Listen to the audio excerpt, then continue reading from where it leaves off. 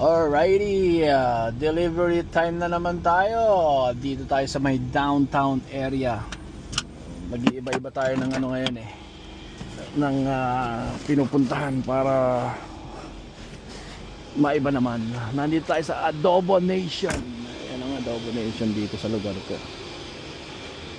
Maganda dito sa Adobo Nation, para ring nasa Pilipinas ka. Meron sila mga groceries. Ayan, sari-sari yan.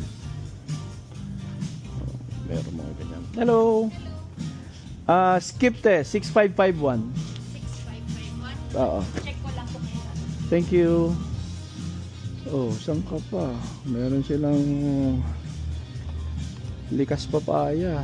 Pang malakasan to nung college ako, kaya laging balat kinis sa mukha ko eh. Matinding tumuklap ng ano to, first layer ng skin.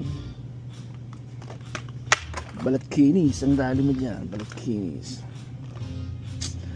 Ito, meron silang Tiger Balm, Baby Bench.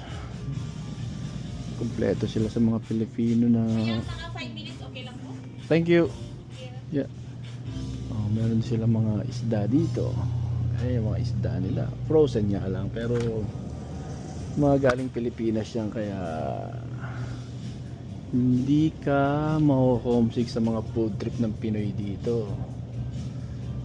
Parang nagbabadya yung papaitan oh. Yung mga may gusto ng papaitan dyan, alam na this.